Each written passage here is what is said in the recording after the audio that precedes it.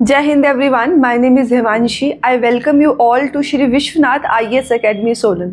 इस वीडियो में हम सब्जेक्ट वर्ब एग्रीमेंट का सेकेंड पार्ट करने वाले हैं। तो फर्स्ट वीडियो में हमने समझा था कि सब्जेक्ट वर्ब एग्रीमेंट होता क्या है। इस वीडियो में हम उसी चीज़ को कंटिन्यू करेंगे। So first rule is when each, every और many a is used as subject, the verb used is singular। कहने का मतलब क्या है, कोई एग्जाम्पल देख लो कि जैसे ये आपका एग्जाम्पल है each.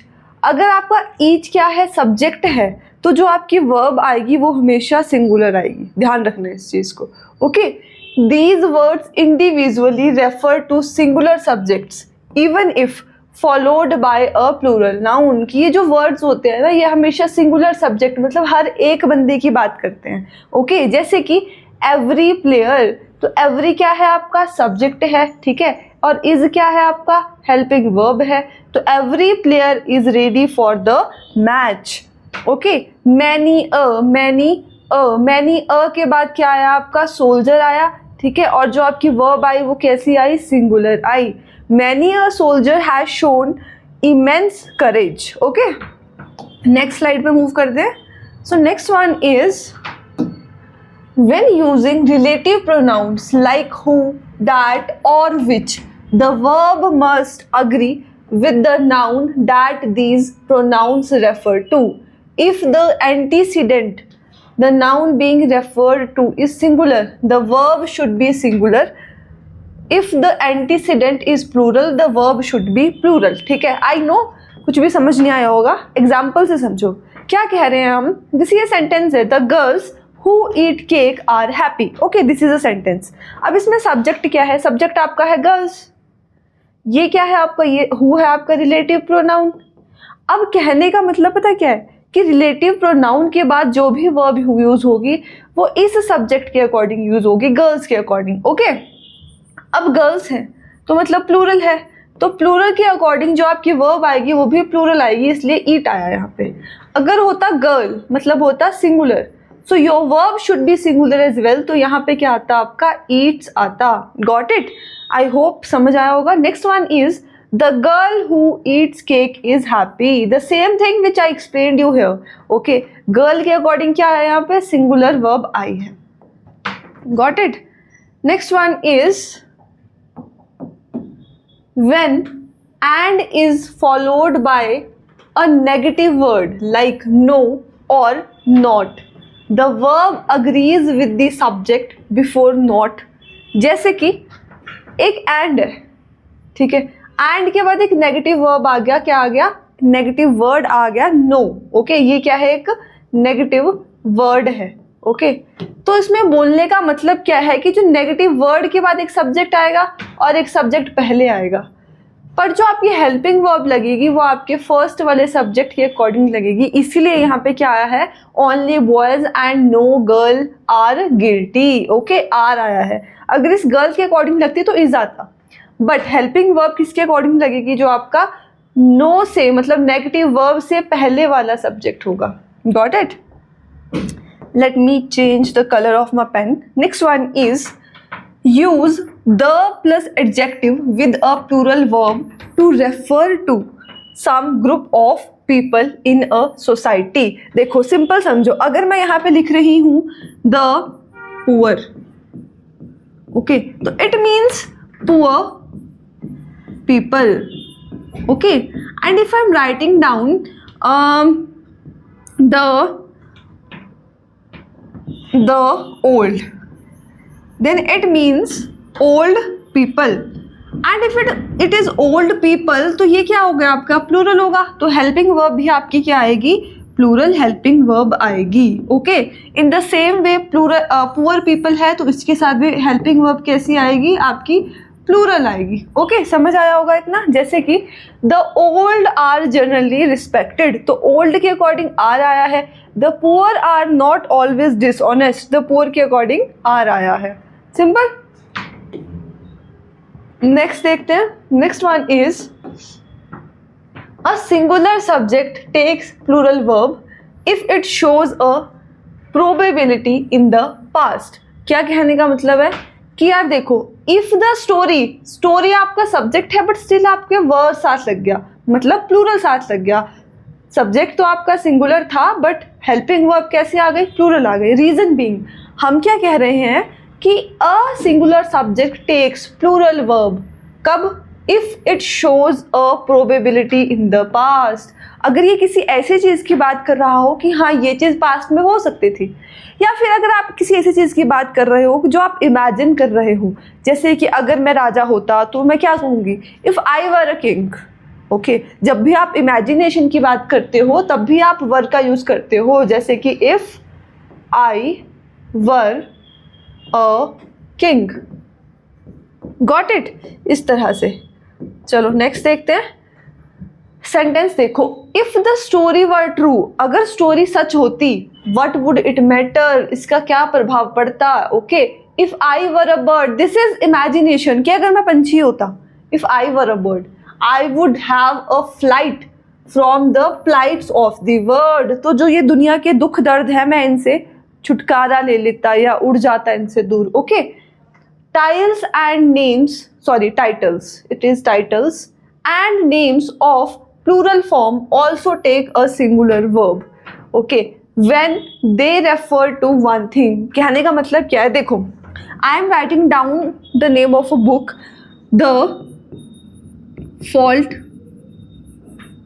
in Our Stars, okay, stars। अब इसके एंड में ना S है, it ends with S, so it doesn't mean कि ये plural हो गया। This is the name of a book, okay, this is the name of a book. अगर ये बुक का नेम है और एक ही बुक के बारे में बात कर रहे हैं तो ये अपने साथ सिंगुलर हेल्पिंग वर्ब लेगा। Got it. In the same way in this sentence Star Wars, okay, is a very successful film, so this is the name of a film, इसलिए अपने अकॉर्डिंग सिंगुलर हेल्पिंग वर्ब लेगा। Okay, the Arabian Nights, name of a book, s है but still अपने साथ is लेगा, singular helping verb लेगा। Got it. So next one is a phrase of measurement the plural in form takes a singular verb. जैसे कि मैं बोलूँ 10 rupees, अब क्या कर रहे हो, पैसे को मेजर कर रहे हो, ठीक है, तो अपने साथ क्या लेगा, सिंगुलर हेल्पिंग वर्ब लेगा। 10 rupees is enough for me, ठीक है। 4 माइल्स, मेजर कर रहा है किसको, डिस्टेंस को, okay, 4 miles is too long to walk, okay. If 2 or more singular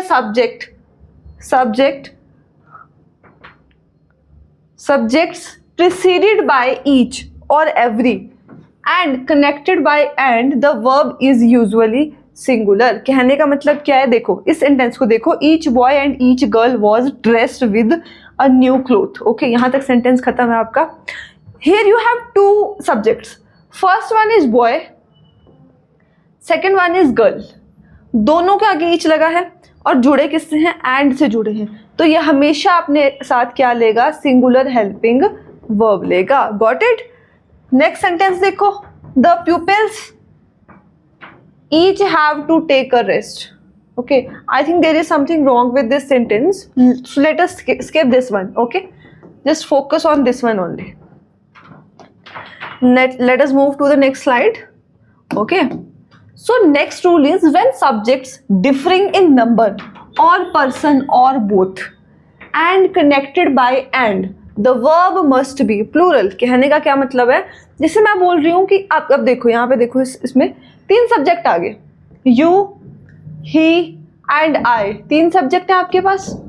are friends, ठीक है, हमने क्या कहा कि यार जब आपके जो सब्जेक्ट है ना वो अलग अलग हों, ठीक है, चाहे वो नंबर में अलग हैं, चाहे वो अलग अलग लोग हैं, ठीक है, तो जो आपकी हेल्पिंग वर्ब आएगी ये कैसी आएगी, आपकी प्लूरल आएगी। Simple, as simple as that, okay। When a plural subject follows number of, majority of, a lot of, we normally use a plural verb, but when number means figure, the verb is always singular, okay। कहने का क्या मतलब है, देखो easily समझना इसको।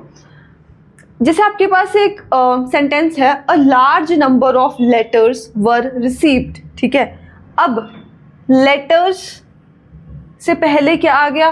A large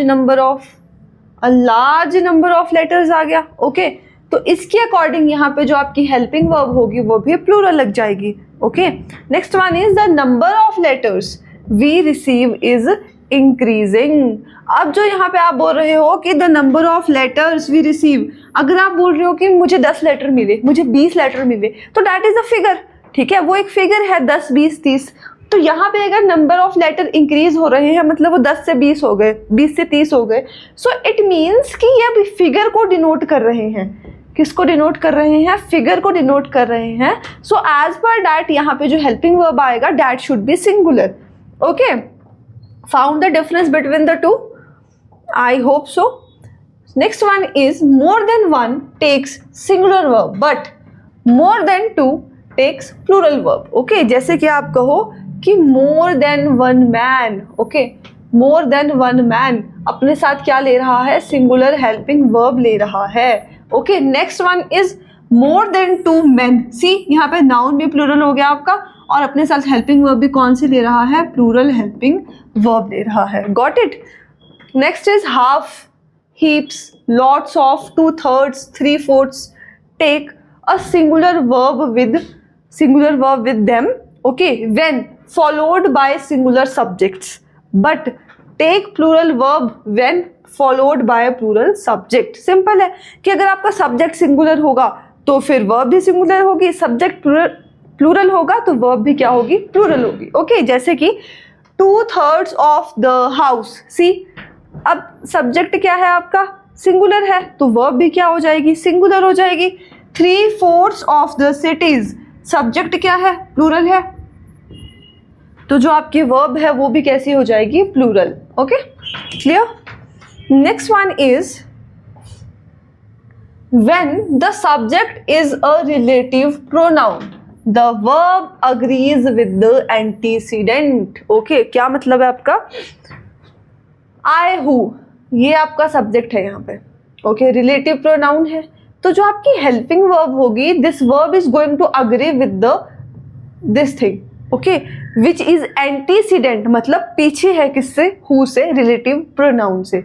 देखो simple सी चीज़ है, जब भी कोई रिलेटिव प्रोनाउन आता है ना और उससे पहले आपका कोई भी क्या है? I, we, they, whatever it is, कुछ भी होगा, ठीक है, तो यहाँ पे जो भी हेल्पिंग वर्ब आएगी ये इसके अकॉर्डिंग आएगी, हमेशा याद रखना इस चीज़ को।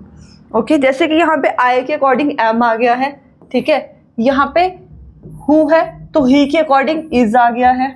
Okay, got it? Next is I am the man who. See, man के अकॉर्डिंग यहाँ पे क्या आ गया? हैज आ गया। I am the man who has lost his pen. Next is a great, good, too many take a plural verb, जैसे कि too many cooks spoil the broth, खाने को खराब कर देते हैं। टू मैनी अपने साथ वर्ब कैसी ली इसने? Just give me a second.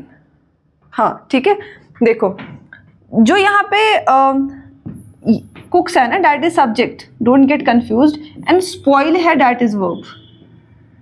Okay, अगर स्पॉइल को सिंगुलर में लिखना चाहोगे तो लिखोगे स्पॉइल्स, बट यहाँ पे सिर्फ स्पॉइल आया है, so it means it is plural. Okay,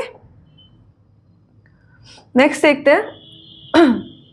a clause or phrase as a subject takes a singular verb. कहने का क्या मतलब है? चाहे कोई भी क्लॉज हो, चाहे कोई भी फ्रेज हो, जैसे कि that he is honest is known to me, कि वो ऑनेस्ट है ये मुझे पता है, ठीक है, तो सिंगुलर वर्ब आ रही है किसके अकॉर्डिंग? आपके क्लॉज या फ्रेज के अकॉर्डिंग। क्लॉज या फ्रेज क्या होता है? कोई छोटा सा सेंटेंस। ओके, जो क्लॉज होता है आपका, it can be a complete sentence, and what is a complete sentence? It must have its own subject plus verb. Okay, but phrase, it is not complete all the time. Okay, it can be incomplete as well. To err is human, this is a phrase, is human, singular helping verb आ गई किसके according? आपके phrase के according. Got it? Next देखते हैं। See, this is the crux of all the rules which we have studied in this chapter. Okay, so make sure you pay attention here. First one is rule of no. ठीक है, जो no होता है ना अपने साथ, सी, uncountable noun भी ले लेता है और प्लूरल काउंटेबल नाउन भी ले लेता है। अगर अपने साथ uncountable noun that is water लेगा तो वर्ब कैसी लेगा? Helping verb, singular helping verb लेगा। बट अगर अपने साथ प्लूरल काउंटेबल नाउन मतलब बुक्स लेगा तो हेल्पिंग वर्ब भी कैसी लेगा? प्लूरल। Got it? जैसे कि no water is available, no books are on the table. Okay, next one is 1/3 of, 2/4 of, the rest of, a quarter of, part of, 10% of, 20% of, whatever it is. See, जो 1/3 of है या फिर ये कोई भी word है whatever is written here, okay, इनमें से कोई भी वर्ड है, अगर ये अपने साथ क्या लेंगे? केक। केक का मतलब क्या है आपका? Uncountable noun. ओके, तो ये वर्ब भी कैसे लेंगे? आपकी सिंगुलर हेल्पिंग वर्ब लेंगे। ओके, बट अगर ये अपने साथ क्या लेंगे? प्लूरल काउंटेबल नाउन मतलब प्लेयर्स लेंगे, तो ये हेल्पिंग वर्ब भी कैसी लेंगे अपने साथ? Plural. Got it? Next one is percent of. Percent of जो है वो अपने साथ क्या लेगा? जैसे कि 10% ऑफ द वाटर। वाटर का मतलब क्या? अनकाउंटेबल नाउन ले लिया इसने साथ। और अगर अनकाउंटेबल नाउन लिया है इसने, गिव मी अ सेकेंड, अगर इसने अनकाउंटेबल नाउन अपने साथ लिया है तो हेल्पिंग वर्ब भी कैसी लगेगी? सिंगुलर लगेगी। Okay, clear? Next one is enough of, not enough of, plenty of. ठीक है, देखो इनफ ऑफ अपने साथ क्या ले रहा है? Uncountable noun. Milk is an uncountable noun. Okay, तो हेल्पिंग वर्ब भी कैसे लेगा? सिंगुलर हेल्पिंग वर्ब लेगा। ऑन द अदर हैंड, अगर आपके पास कुछ ऐसा है जैसे कि enough of, see enough of अपने साथ क्या ले सकता है? अपने साथ प्लूरल काउंटेबल नाउन भी ले सकता है, जैसे कि इनफ ऑफ द प्लेयर्स। पर जब अपने साथ प्लूरल काउंटेबल नाउन लेगा तो हेल्पिंग वर्ब भी कैसी लेगा? प्लूरल। प्लूरल हेल्पिंग वर्ब लेगा। Next one is lots of, a lot of. Okay, lots of या फिर अ लॉट ऑफ अपने साथ uncountable noun, plural countable noun दोनों ले सकते हैं। जैसे कि लॉट्स ऑफ वाटर क्या आ जाएगा आपका? Uncountable noun. Lots of people क्या आ जाएगा आपका? Plural countable noun. Okay, uncountable noun होगा तो हेल्पिंग वर्ब भी कैसी होगी? सिंगुलर हेल्पिंग वर्ब होगी। और अगर प्लूरल काउंटेबल नाउन होगा तो वर्ब भी कैसी होगी आपकी? प्लूरल होगी। Clear? Next one is the percent of. ठीक है, द परसेंट ऑफ जो है अपने साथ क्या लेगा? सिंगुलर काउंटेबल नाउन लेगा। ठीक है, the percent of sugar in the juice is high. अगर सिंगुलर काउंटेबल नाउन ले रहा है तो सी हेल्पिंग वर्ब भी आपकी कैसे आएगी? सिंगुलर हेल्पिंग वर्ब आएगी। ठीक है, next one is more then 1, 2, 3 means more than 1, more than 2, more than 3, what ever it is. ठीक है, अपने साथ प्लूरल काउंटेबल नाउन ले सकता है। ओके, जैसे कि मोर देन 2 हो गया, उसके बाद this is plural countable noun, तो आपकी हेल्पिंग वर्ब भी कैसी आएगी? प्लूरल आएगी। ओके, मोर की अगर हम बात करें तो अपने साथ क्या लेगा? प्लूरल काउंटेबल नाउन लेगा। ओके, अगर प्लूरल काउंटेबल नाउन लेगा तो फिर अपने साथ वर्ब भी कैसी लेगा? Plural. Clear? Okay, so these were the rules. Now let us move to exercise. ठीक है, based on whatever we studied till yet. So first one is our success. You just need to find the error. Okay, you just need to find the error in a sentence. जैसे कि first one is our success or our failure. Okay, our success or our failure largely depend. See, देखो कोई भी word अगर और से जुड़ा हुआ हो, ठीक है, तो जो आपकी यहाँ पे हेल्पिंग वर्ब आएगी, ये जो हेल्पिंग वर्ब आपकी आने वाली है, this should be according the nearest. तो अवर फेलर, फेलर के अकॉर्डिंग, फेलर क्या है आपका? सिंगुलर है। सिंगुलर है तो यहाँ पे क्या आ जाएगा? डिपेंड्स। वर्ब भी आपकी कैसी आएगी? Singular. Okay, next is he is one of the tallest. See, जब भी आप वन ऑफ का यूज करते हो तो जो भी इसके बाद नाउन आएगा वो हमेशा प्लूरल आएगा, तो यहाँ पे बॉयज हो जाएगा। He is one of the tallest boys in the class. Okay, next one is that day when they brought her back for the last time. Okay, that day when they brought her back for the last time there was many old timers. See, ये वाला sentence यही खत्म कर दो। इसके बाद there is another sentence, there was many old timers. Okay, जब आप ओल्ड टाइमर्स कर रहे हो ना, I am writing down it here just to make it clear, there was many old timers. Okay, old timer. See, in this sentence, this is the subject, and if this is the subject, according to this subject, the verb should be were here in place of was, because ये तो plural है ना, तो plural के according जो आपकी verb होगी that will also be plural. Okay, तो यहाँ पे was की जगह क्या आ जाएगा? were. There were many. Next one is a computer virus works exactly like the biological variety which invade. See, which क्या है आपका? which is your relative pronoun. तो relative pronoun से जो पहले word आएगा उसके according यहाँ पे helping verb आएगी. This word is singular. This word is singular. So according to this word, your helping verb should also be singular.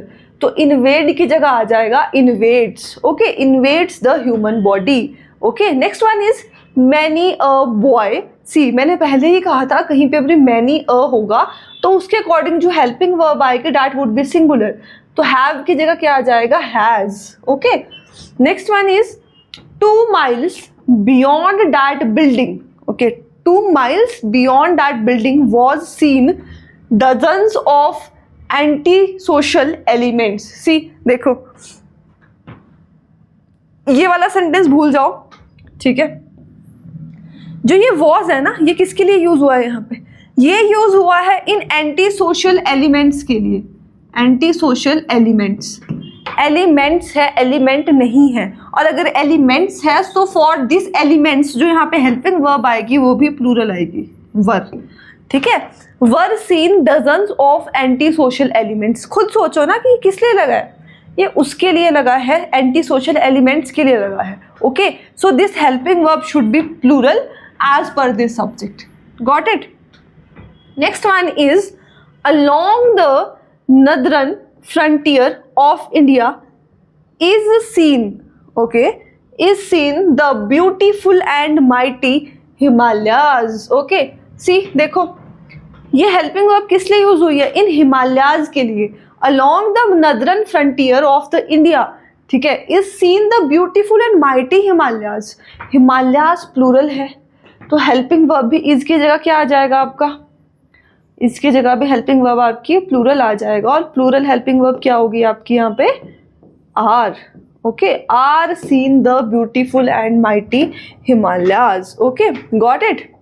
Next one is a body of volunteers. A body है मतलब एक group है, collective. Collective noun आ गया. Collective noun के लिए verb कौन से use होती है? has helped in making this celebration a great success. ठीक है, there appears a number of problems and I really do not know how to solve them. There appears क्यों आ गया? जब a number of problems है मतलब plural है, तो plural के अकॉर्डिंग ये भी क्या हो जाएगी आपकी? प्लूरल हो जाएगी. तो आ जाएगा there appear a number of problems. Okay, this is the subject and appear, this is the verb here. Next one is shingles. Shingles I had told you it's a disease. Okay, और इसके and में s आता है, but ये एक ऐसा noun है that is singular noun. Okay, because it's a name of diseases.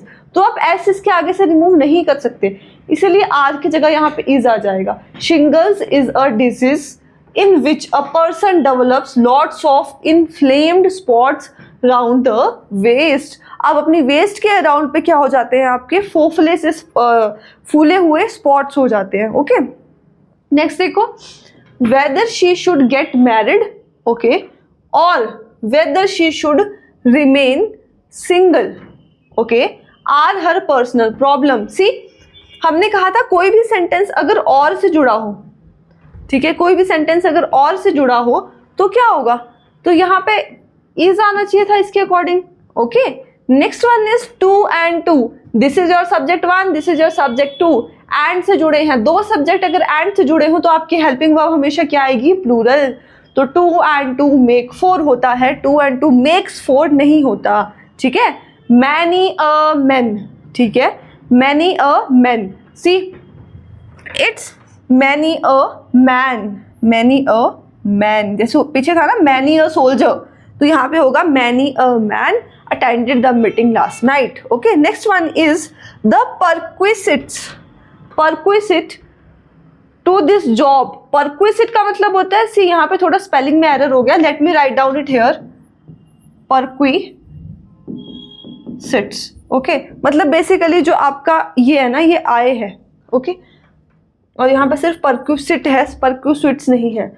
The perquisites to this job makes it even more attractive than the salary indicated. Perquisite का मतलब होता है ना बेसिकली जो प्रिविलेज होते हैं, प्रिविलेज किसी भी जॉब में जो आपको एक्स्ट्रा पर्क्स मिलते हैं उन्हें कहते हैं परक्विसिट.